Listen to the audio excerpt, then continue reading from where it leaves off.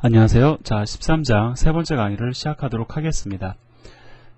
어려운 내용은 이제 거의 다 지나갔고요. 여러분들은 이제 나머지 예배 처리에 관련된 특성들을 좀 몇 가지 확인하시면 되는데, 자, 예제를 통해서 제가 간단히 설명을 드리도록 하겠습니다.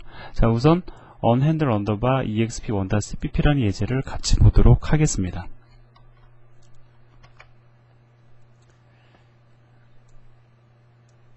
자, 여기 보시면은요. 자, 메인 함수가 있고 그 다음에 우리가 알고 있는 코드죠. 인자값 2개 받고 디바이드 함수 호출합니다. 자, 인자 전달되고 b가 0이면 예외를 발생을 시키는데, 자, 물론 여기서 try catch 블럭이 없으니까 이 예외는 여기로 전달이 되겠죠. 그런데 여기에도 try catch 블럭이 없습니다. 자, 그럼 어떻게 되느냐? 물론 그냥 쉽게 생각을 해보면은 이 메인 함수에서도 예외가 처리가 안 된 거니까 메인 함수로 호출한 영역으로 넘어가 버리겠죠. 근데 메인 함수로 호출한 영역이다라고 하면 이미 시스템 영역까지 넘어가 버리는 게 되는 겁니다. 자, 그러한 경우에는 stdlib.h라는 헤더 파일에 선언이 되어 있는 abort라는 함수를 호출하게 됩니다. 예. 근데 그 abort라는 함수가 어떤 거냐면, 간단히 말씀을 드리면 프로그램을 그냥 종료시키는 그러한 함수예요. 자, 한번 컴파일을 해보고요. 실행을 해보도록 하겠습니다. 자, 예외가 발생이 되어야 확인이 되니까 제가 0을 입력을 하나 하도록 하죠. 자, 요 현상 그냥 눈으로 확인하시면 돼요. 이것이 바로 abort 함수가 호출이 되었을 때 발생되는 그러한 현상입니다. 자, 이러한 일이 발생이 되거든요. 자, 그렇기 때문에 우리가 요 예제를 통해서 알 수 있는 건, 예외는 반드시 처리가 되어야 된다라는 거죠. 프로그램이 그렇게 끝나면 안 되겠죠. 여러분들 프로그래밍 하면서 그거 메모리 참조 오류 때문에 몇 번 경험을 해보셨지만 상당히 당황스럽죠. 그런 현상이 안 일어나도록 우리는 적절히 예외 처리를 해야만 합니다. 자, 그럼 예제 하나를 더 보도록 하죠. 자, 사실은 요거보다 이 예제가 더 중요한데, onhandle underbar exp2.cpp라는 예제를 보도록 하겠습니다.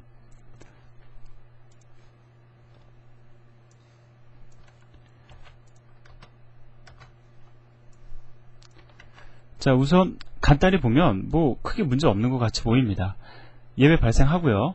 그 다음에 그 예외가 처리되지 않으니까 이쪽으로 전달이 될 거고, try catch 블럭이 여기서 처리가 되겠다라고 생각할 수가 있습니다. 근데 실제로 실행을 해보죠. 한번. 자, 컴파일을 하고, 자, 2개의 숫자를 입력을 합니다. 실행을 해보니까 여전히 결과가 마찬가지예요. 그렇다는 얘기는 예외가 처리가 안 됐다는 얘기인데, 자, 어떤 일이 벌어진 거냐면, 자, B라는 예외가 전달이 됩니다. 일단 여기로 예외가 넘어가죠. 자, 그럼 리턴된 예외가 여기서 출력되는 것이 아니라 try catch 블럭에 의해서 처리가 되어야 되는데, 자, try catch 블럭이 있어요. 그런데 catch 블럭을 봤더니 얘는 캐릭터형 예외를 처리하는 catch 블럭입니다. 근데 우리가 전달한 예외는 int형 예외예요. 자, 그러면 타입이 매치가 안 되죠. 그런 경우에는 try catch 블럭이 없는 거나 마찬가지입니다. 즉, 처리가 될 수 없다라는 거죠. 따라서 그 예외는 또다시 어떻게 되냐면, 그렇죠, 메인 함수를 호출한 영역으로 넘어가면서 abort 함수 호출되면서 프로그램이 다시 종료가 되는 겁니다. 따라서 여러분들 주의하실 것 중에 하나가, 발생되는 예외의 형태와 처리되어지는 예외의 형태가 일치해야 된다는 거 반드시 기억을 하시기 바랍니다. 물론 우리가 일부러 int형 예외를 발생을 시키고 캐릭터형으로 처리를 하겠다 하는 경우는 없습니다. 반드시 일치시켜줘야 된다는 거. 함수 호출할 때 묵시적 형변환이 일어난다거나 그런 것을 여기다 적용할 수는 없어요. 우리가 반드시 일치를 시켜줘야 된다는 거 기억하시기 바랍니다. 자, 그 다음에요. 요거는 간단하게 제가 설명을 드리도록 하겠습니다. 지금 여기 보면은 함수의 이름 바로 옆에, 자, 이 throw라는 문장이 오죠. 이거는 뭘 의미하는 거냐면, fct 함수는 int형 혹은 double형 혹은 캐릭터 포인터형의 예외만 전달하는 것을 허용하겠다라는 뜻입니다. 자, 좀 말을 다시 정리해 볼까요? int형이나 double형이나 캐릭터 포인터형 예외가 전달되는 것만을 허용하겠다라는 거예요. 그러면 엄밀히 따지면 어떤 의미일까요? 이러한 선언을 했다는 것은 프로그래머에게 어떠한 의미를 집니까? 누군가가 프로그래머가 함수를 정의하는 과정에 있어서 이러한 선언을 했다는 것은, 이 fct 함수에서 예외를 처리를 직접 하지 못하고 전달하는 예외가 있는데, 그 예외가 int형, double형, 캐릭터 포인터형이 아닌 예외는 발생을 시키지 않겠다라는 겁니다. 이것은 자기의 의지를 사실은 표명을 하는 거거든요. 자, 그래서 우리가 가급적이면 이런 선언도 많이 넣어주면 넣어줄수록 사실은 좋은 거죠. 그래서 그 발생되는 예외를 정확히 제한할 수 있다는 것들도 우리가 프로그램을 좀 더 명확하게 하는 그러한 기준이 됩니다. 뭐 제 개인적인 스타일을 좀 말씀을 드리면요, 뭐 저는 뭐 이렇게 자주 사용하지는 않습니다. 이 문법적 요소를. 예외 처리는 상당히 즐겨하는 프로그래머 중에 한 명이거든요. 뭐 C++ 프로그래머들이 보통 예외 처리를 잘 안 합니다. 뭐 여러 가지 이유가 있겠지만 아마 습관이 안 되어 있어서 그런 거라고 저는 생각이 드는데, 그런 거에 비하면 저는 예외 처리를 좀 많이 하는 편에 속합니다. 그럼에도 불구하고 요거는 저도 개인적으로 잘 안 사용을 하는데, 그렇다고 해서 여러분들도 사용하지 마시라는 뜻이 아니고, 저는 사용하지 않아도 여러분들은 사용을 하시라는 의미로 제가 말씀을 드린 겁니다. 자, 뭐 그렇게 간단히 말씀을 드리면 쉽게 이해가 되실 것 같고요. 자, 그래서 만약에 여기에 through 뭐 A다. 자, A라는 문자의 예외를 전달을 한다. 그러면 어떻게 되겠습니까? 인트형, 더블형, 캐릭터 포인터형이 아니죠. 그렇기 때문에 이 경우에도 마찬가지로 abort 함수가 호출이 되면서 프로그램이 종료가 됩니다. 자, 그 다음에 try catch 블럭의 어떤 또 특성을 제가 좀 설명을 더 드릴게요. 여기 보면은요, 사실 try catch 블럭은 try는 하나지만 catch 블럭은 둘 이상이 올 수가 있습니다. 그럼 이거 어떤 의미냐면요, 자, 이 캐치 블럭은 인트형 예외를 처리하겠다라고 선언이 되어 있는 거죠. 이 예외는 캐치 블럭, 죄송합니다. 이 캐치 블럭은 그 캐릭터형 예외를 처리하겠다라고 선언이 되어 있는 겁니다. 그래서 여기서 예외가 발생이 되면 무조건 첫 번째 캐치 블럭에게 물어봐요. 너 이 예외 처리할 수 있느냐? 만약에 얘가 처리할 수 있다라고 하면 여기서 처리가 되고 모든 캐치 블럭 다 건너뛰고, 자, 뭐 그 다음을 실행하게 됩니다. 그런데 만약에 첫 번째 캐치 블럭이 처리를 못하면 두 번째 캐치 블럭에게 물어보게 됩니다. 자, 그래서 여기서 보면은요, 만약에 예를 들어서 누군가가 10을 입력을 했다고 가정을 해보죠.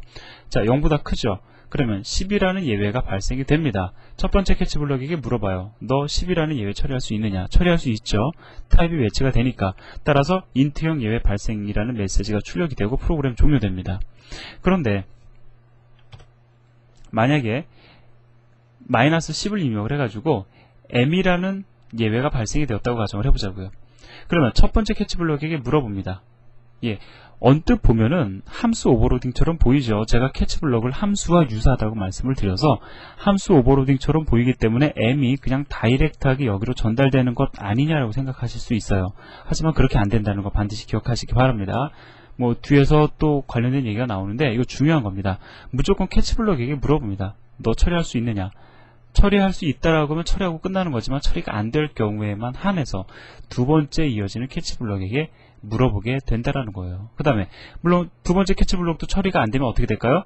세 번째 캐치 블럭에게 물어볼 텐데 세 번째 캐치 블럭이 없죠. 그러면 얘는 그 처리되지 않은 예외로 인해서 메인 함수를 호출한 영역으로 넘어가면서 또다시 abort 함수가 호출이 되는 겁니다. 자, 기본적인 원리 이해되시죠? 자, 그러면은 뭐 요 예제는 제가 따로 여러분들에게 설명을 안 드려도 될 것 같고요. 뭐 요게 요거니까. 자, 요 예제는 잠시 후에 한번 보게 될 겁니다. 자, 그러면 또 넘어가 보도록 하죠. 자, catch underbar over one.cpp라는 예제를 잠깐 보도록 할게요. 그걸 가지고 제가 좀 설명을 드릴 내용이 있습니다.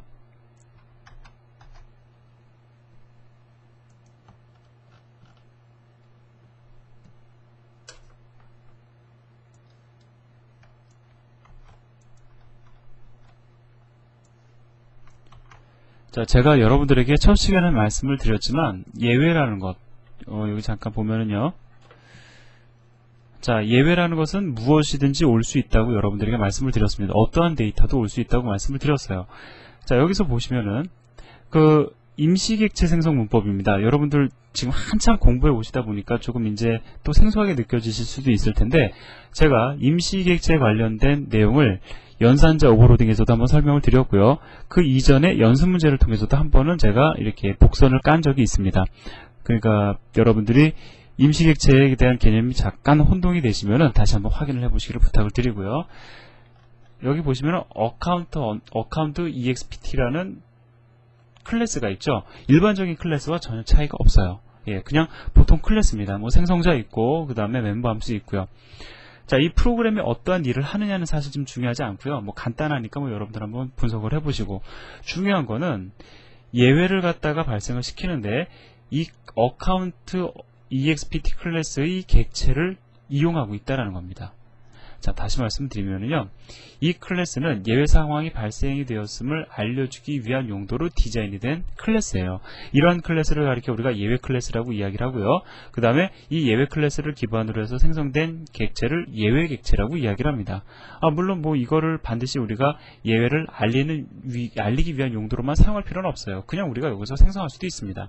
그러나 보통 하나의 클래스는 하나의 목적을 가지고 탄생되기 마련이죠. 얘는 예외 상황을 알리기 위한 용도로 사용이 되고 있는 클래스입니다. 자, 그렇기 때문에 반드시 이러한 형태로만 사용이 돼야 될 거고요. 그 다음에 보통 그냥 우리가 기본 자료용 데이터를 써도 예외를 갖다가 발생시킬 수 있는데 굳이 뭐 클래스를 디자인할 필요가 있느냐? 예, 결론부터 말씀을 드리면 반드시 여러분들은 클래스를 디자인하는 형태로 예제를 작성을 하셔야 됩니다. 왜 그러냐면요, 우리가 보통 예외, throw 문장을 쓰면 제가 여러분들에게 앞에서 설명을 드릴 때는 throw 다음에 뭐 10이라는 정수도 쓰고 뭐 캐릭터형 데이터도 쓰고 했는데 이거 일반적으로 이렇게 디자인 안 하거든요. 보통 throw 문장이 올 경우에는 여기에 예외 객체를 사용을 합니다. 왜 그러냐면 우리가 예외를 클래스의 객체로 표현을 할 경우에 예외가 왜 발생이 되었는지에 대한 상황을 충분히 담을 수가 있어요. 예제를 잠깐 다시 한번 볼까요? 여기 보면은 뭐 프로그램의 간단한 시나리오는 그래요. 계좌번호하고 비밀번호 입력을 하는데 그 둘 중에 하나라도 잘못이 되면은 뭐 일치하지 않는다라고 하면 잘못 입력되었다라는 것을 알려줍니다. 그런데 그냥 뭐 잘못되었습니다라고 알려주는 용도로 사용이 되는 것이 아니라 여기 보면 잘못 입력된 계좌번호와 혹은 잘못 입력된 비밀번호 두 개를 담아서 예외로서 전달하고 있다라는 사실이 사실은 중요한 거거든요. 그래서 지금 뭐 여기 보면 트라이 캐치 블럭이 지금 현재 없는 예제를 가지고 제가 설명을 드리고 있지만 여러분들 그 트라이 캐치 블럭이 있는 예제도 있습니다. 이거 다음 예제인데 여러분들이 그건 보시고요. 저는 일부러 간단하게 지금 간단한 코드로 여러분들에게 설명을 드리는 겁니다. 다시 말씀을 드립니다. 제가 강조하고 싶은 건 그거예요. 예외라는 상황을 발생시키기 위해서는 반드시 예외 클래스를 디자인을 해서 예외 상황이 왜 발생했는지를 충분히 담을 수 있도록 여러분들 반드시 멤버를 선언해 주시라는 겁니다. 자, 그래서 일단은 이 예제를 통해서 제가 여러분들에게 설명을 드렸고요. 그 다음에 뭐 캐치 언더바 오버 2-pp 예제도 한번 더불어 한번 보시기를 바랍니다. 자, 그 다음에 여기 보면은 그 예제를 통해서도 간단히 제가 설명을 드릴게요. 뭐냐면은 그 제가 앞에서도 말씀을 드렸지만 캐치 블록을 확인하는 단계가 이렇게 된다고 말씀을 드렸죠. 예외가 발생이 되면 첫 번째 캐치 블럭에게 물어봅니다. 네가 처리할 수 있느냐? 처리할 수 있다라고 하면 얘에 의해서 처리가 되는 거고, 얘가 처리를 못한다라고 하면 두 번째 캐치 블럭에게 물어보게 되는 거고, 두 번째 캐치 블럭도 처리를 못한다라고 하면 세 번째 캐치 블럭에게 물어본다고 제가 말씀을 드렸죠. 자, 그러다 보니까 문제가 생기는 상황이 있어요. 이네리 언더바 캐치 1.cpp라는 예제를 보도록 하겠습니다.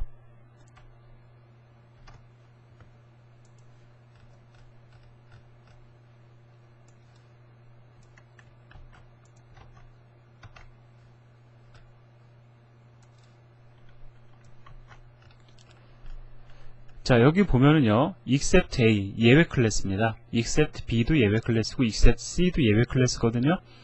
근데 B가 A를 상속하고 있고 C가 B를 상속하고 있어요. 즉 얘네들은 상속 관계로 묶여져 있는 겁니다. 자, 그리고요, except 펑션이라는 함수는 무조건 예외가 발생될 수밖에 없는 구조로 제가 함수를 디자인을 해놨고요. 자, 발생시킬 예외의 숫자를 입력을 받습니다. 그리고요, 여기 보시면은 except A, except B, except C를 다 처리하게끔 지금 선언이 되어 있죠.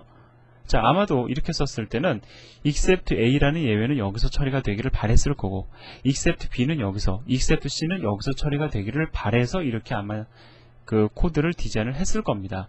그러면 한번 우리가 예제를 실행을 해보도록 하죠.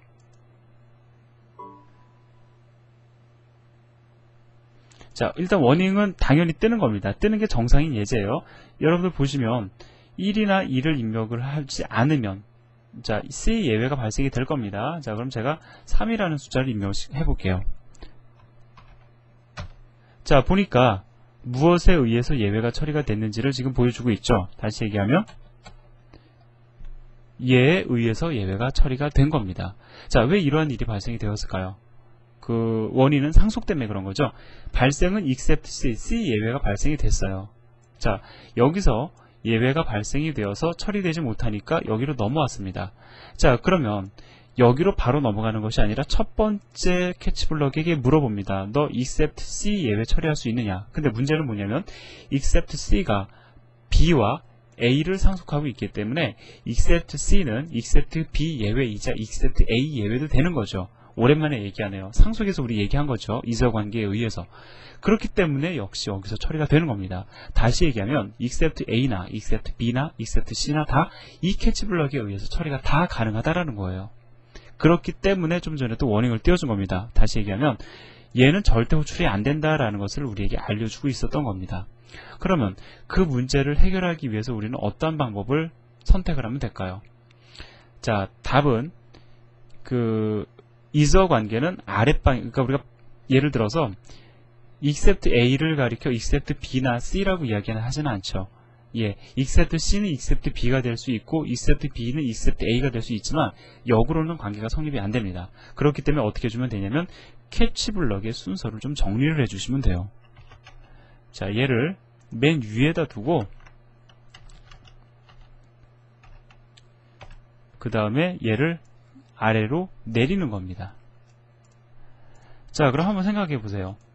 예를 들어서 except A가 발생이 됐다고 가정을 해보자고요. except A는 except C다. 성립됩니까? 안 되죠. except A는 except B 성립됩니까? 안 되죠. 그래서 여기서 처리가 될 겁니다. except B도 마찬가지죠. except C가 아니니까 여기서 처리가 안 되고 이쪽으로 전달이 될 겁니다. 그래서 보통 보면은 예외 클래스들도 가끔 상속 구조로 디자인되는 경우 있거든요. 그런 경우에 여러분들 캐치블럭의 순서 주의하셔야 됩니다. 자, 여기까지 해서 기본적인 내용은 일단 마무리가 됐고요. 예외 처리도 아마 여러분들 생각하신 것보다는 그렇게 어렵지 않은 거다라고 여러분들 아셨을 겁니다. 적용하는 습관 많이 들이시기를 바라고요.